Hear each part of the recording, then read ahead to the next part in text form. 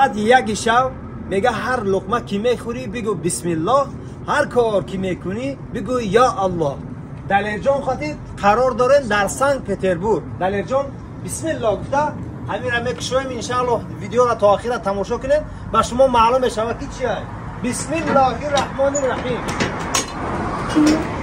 انا برادران مغازه زیارشو در خود را برای میزوجا در شهر سنت پترزبورگ کشوده اعلان میکنه. در کجای آدرسی ما خوبتر گوش کنید. نابرژنی ریکی فانتانکی دوم 101. چیکاره که میبینید علمی زنکی زرد اینا داری ما. نابرژنی ریکی دوم 101. اینا برو را با دکان میگذاریم.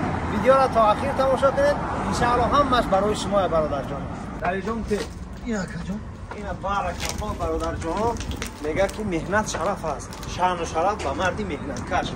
نابرژنی ریکی فانتانکی 101 اینمی الحمدلله دکان ما میداریم انشاءالله هر چیزی که میکنیم به خاطر شما برادر جان، به خاطر که برادرها گفتن در سنت پترزبورگ شما دکان ندارید نه الحمدلله برای شما حتما که شده اعلام میکنید. بیاین جان و جگر با برادر جان بارک الله. دلی جان چه کردی بفرا شدی؟ یا تنبور افروردیم. ای خب بیا اکا همیشه هم بده اکا. این چیه چی ماده فیتابوشکا؟ فیتابوشکا هم بیا مخصوص دام گریشه. نه برادرها هر نفری که میپرسیدن حجامه در سنت پترزبورگ الحمدلله این بوشکا فیتابوشکا دا اومده دم میگیرن استراحت میکنن انشاءالله داخل ما دوام میکنین. سنت پترزبورگ شما فقط پیگیری کنین انشاءالله شدنشان روزی شدنشان گام میزنن. برداشت خود جان. خب فیتابوشکا باید انگاز داریم. بیا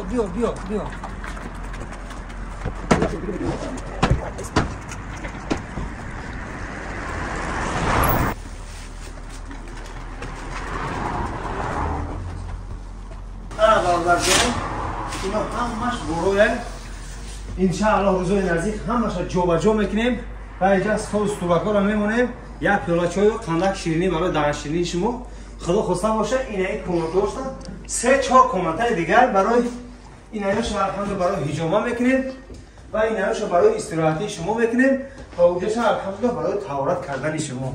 فقط در شما جانم نورا تا آخرش تماشا کنید انشاءالله با مفصل‌تر میگیم.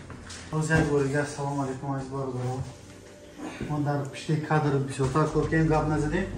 آخر اپلود در بالا قید کردن آدرس را اینا یک بار نظر کنید چند قدر بار آوردیم. این همش به خاطر همین برادران در اینجا همه چیزای لازمی که برای مغازه زیارشو هست برای برادران ما وجود داره. همه چیزا در کارابکه داره. یک چیز گفته بمونیم که پروردگار برای هر یک بنده مسلمان حق حلال قطعی مهنت کرده فرزنده را لقمه دادن این فرضه. این برادرها همه کوشش میکنن که با لقمه حلال مقصد زندگی را پیش ببرن، کار میکنن و برای برادرها هر مغازه ها میکنن که در شهر پیتر، در یکاترینبورگ و در مسکو در دیگر جاها هوی میکنن که برادرها چیکار کنن شفا از جانب الله هست. میان در اینجا یک کتاب قرآن دسترس میکنن برای خودشون، یک حجامه میگیرن بله برای سلامتی خودشون برای همقدر اگر بلوک چیه کرد. بله برادر جان هر چیزی که شما میخواستین الحمدلله در یکی از شهرهای کلانترین روسیه یکمش مسکو دومش پیتر الحمدلله دو تا فیتابوشکا آوردیم. هر اون نفرایی که میخواستن اینا الحمدلله بیاین میتونن که یک دو روز اینا آمادگی میبینیم انشاءالله و 2 روز پس یا یک روز پس انشاءالله بیاین دکان ما نابرژنی ریکی فانتانکی دوم 101 الحمدلله اینا همه تجهیزاتی که میبینیم برای حجامه بیاین انشاءالله و دعا میکنیم که هر یکی ما و شما را چخیلی که دلیر جان گفتن از رزق حلال خوردن ما نصیب روزی بگردونه، از راههای بد از راههای فتنه دور بگردونه. هر چی که هست به خاطر الله باشه، دوستداری مونم، صحبت ها مونم، کارها مونم همش اینا الحمدلله که به خاطر الله و به خاطر شما کردیم که شما بیاین در ملک غریب خودتون احساس نکنین که در غریبی. این هم یک گوشه وطن میشه. انشاءالله میای همه صحبت ها تاجیکانه، برادرانه، دوستانه و الحمدلله استراحت میکنی یا دعا داخل ما میکنیم میره خورد ان شاء این الله. ویدیو برای مردمی شهر پیتره. بله شهر سان بعد پترزبورگ. اینجا آیا دکون عبارت نیست، آیا خونه. انشالله در اون سه کومته دیگه. بله. چند خیلی برادرها میتونن اینجا جای کلان است.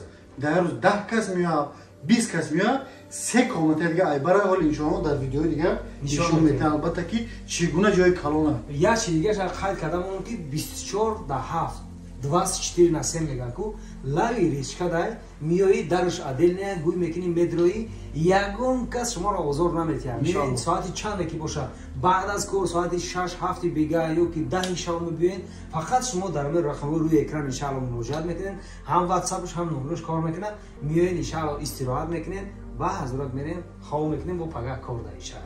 برادران پیتر خداوند همه شما رو نگهبان باشه خیر انشالله که ما همه جاییم. بارک الله فیک.